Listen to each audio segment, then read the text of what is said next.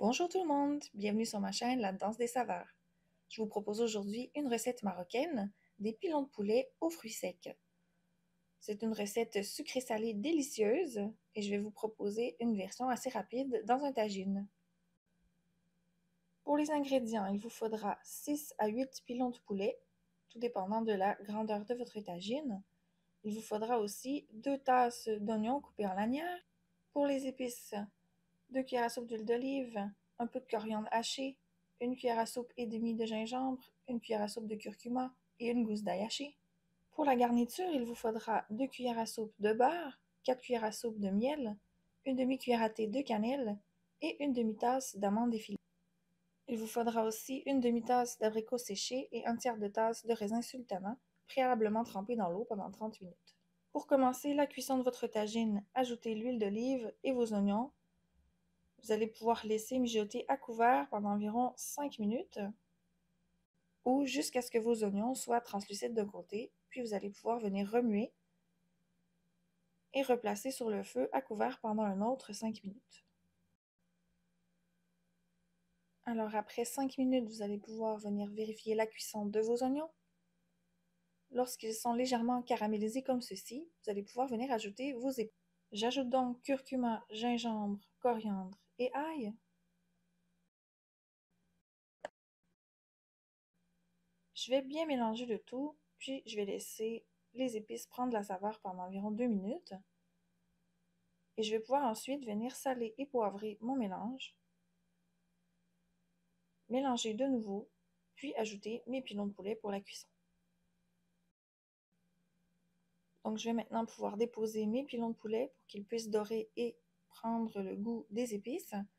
Mon tagine étant un peu trop petit, je vais aujourd'hui utiliser seulement 6 pilons de poulet, mais la recette fonctionne très bien avec 8. Après 4 à 5 minutes à couvert, vous allez pouvoir retourner vos pilons de poulet pour qu'ils prennent la saveur de l'autre côté également. Puis vous allez procéder donc à la même opération. Vous allez couvrir un autre 5 minutes avant de poursuivre la cuisson. Cette recette peut tout à fait être réalisée dans une cocotte ordinaire. Ce n'est pas nécessaire de la faire dans un tagine, mais moi j'aime bien pour le côté un peu plus traditionnel. Donc je vais venir décoller mes oignons, puis verser un tout petit peu d'eau, environ une demi-tasse. Et je vais pouvoir couvrir et laisser mijoter pendant environ 20 à 25 minutes avant de retourner encore une fois mes pilons de poulet. Pendant ce temps, je vais préparer ma garniture. Donc, j'ajoute le beurre au fond d'une petite casserole. Je vais venir verser mes fruits secs, le miel, puis la cannelle. Je vais bien mélanger le tout, puis je vais venir ajouter un tout petit peu d'eau bouillante. Et je vais laisser mijoter jusqu'à ce que mes fruits secs soient entièrement caramélisés. Vous devriez obtenir environ ceci. Vous allez pouvoir placer de côté pour plus tard. Je vais maintenant préparer mes amandes. Donc, je vais les faire griller à sec au fond d'une poêle. L'important, c'est de brasser souvent. Et lorsqu'elles seront bien dorées, vous pourrez aussi les mettre de côté jusqu'à ce que votre tagine soit prête. Donc, après 20 minutes ou 25 minutes, vous allez pouvoir venir retourner vos pilons de poulet.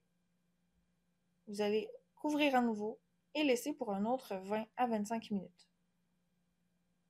Vous allez pouvoir vérifier la cuisson après tout ça, voir si votre sauce est assez épaisse, puis vous allez pouvoir, lorsque vous êtes satisfait, verser vos fruits secs sur le dessus, bien les disposer, puis ajouter également vos amandes effilées sur le dessus.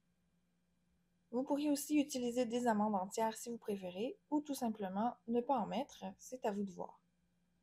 Vous pouvez servir ce plat avec du pain ou avec du couscous. Alors voilà, j'espère que cette recette vous a plu. N'oubliez pas de vous abonner à ma chaîne pour plus de recettes marocaines ou encore pour des recettes moyen-orientales et indiennes. Merci à tous, bon appétit!